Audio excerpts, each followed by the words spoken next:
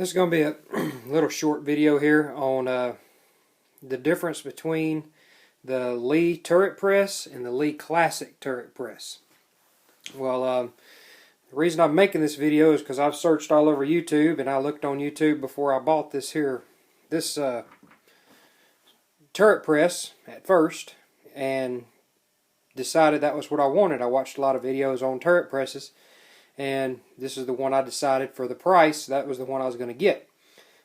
After having it for a little over a year now, I have decided that it was time to upgrade a few things, and I wanted a new turret press. Well, the classic turret press was going to be my upgrade, but I wanted to know what the difference was and what I already had, because I have bought a lot of extra parts for this. I have about 12 turrets. I have 4 of these, 2 small, 2 large.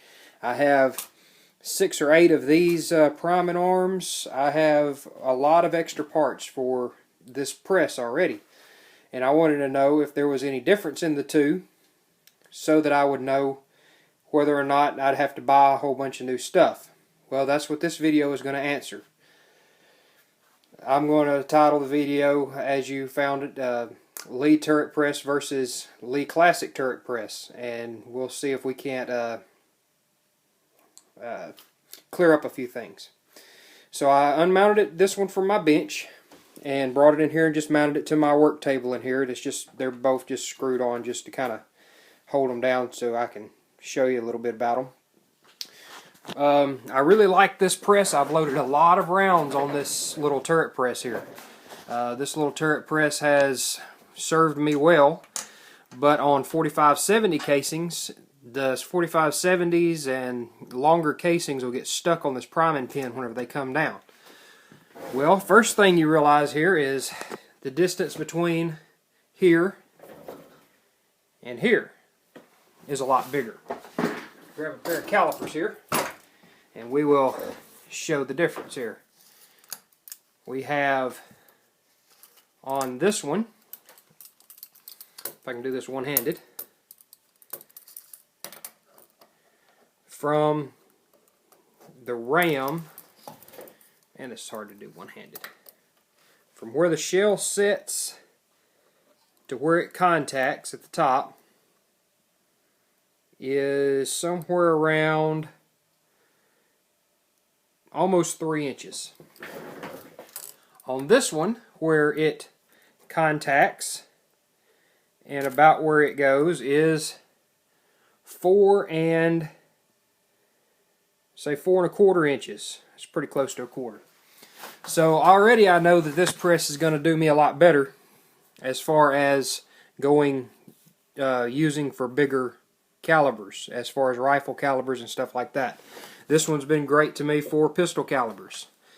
The next thing you'll notice is the turrets. They're both 4-hole turrets, so I'm going to pull this one directly out of here and see if we can set it in here. Oh, it fits, and it works beautiful. Next thing, let's swap over. How about the safety prime? Should be commonly, right? Because safety prime sold for a whole bunch of stuff. Yes, it fits. Seems like it's going to work fine. Now here is the real reason that I changed out presses, besides for wanting a longer stroke. This little arm right here will get caught like this area here and just fall out on you, and fall out on the floor, and it really ticks you off. It's not exactly a good deal. I don't like that. So that was my main course of action. But let's take this little priming arm straight out of this one. And this one has a lock. It can't come out. Once you put the shell holder in it, we'll pull the shell holder out of the other one, stick it into this one. Once it's in here, it will not and cannot fall out. There's no way for it to fall out because it has a locking See, it won't let it come out. It locks into that position right there. So it will not allow it to come out. So that right there was worth the changeover for me. Looks like it's going to work fine. Same arms, so I don't have to change nothing. Now, I read something about these, that these pins were 2 different sizes. So let's check that. And the case is true.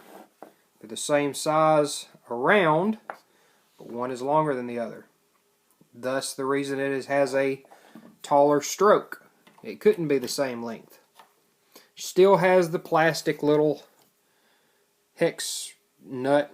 I'm thinking about trying to make one of these out of aluminum or steel to better not have to deal with them anymore, or some kind of a mechanism to twist it. I have a mill and a lathe, so I do have the ability to do it. Now it's just depending on whether I have the know-how to make them, because they have this little these little teeth that just stick off. I don't know if I can get it in there or not. That little tooth on each side, and that would be the only kicker, is getting that in the exact place it needs to be. Other than that, this one has a tube to catch your primers. These just piled up on my desk and fell out the bottom, and whenever I unscrewed this every now and then from the table, I had to clean out from underneath it. Other upgrades to it is, if you look at it from this angle here, this one is going to be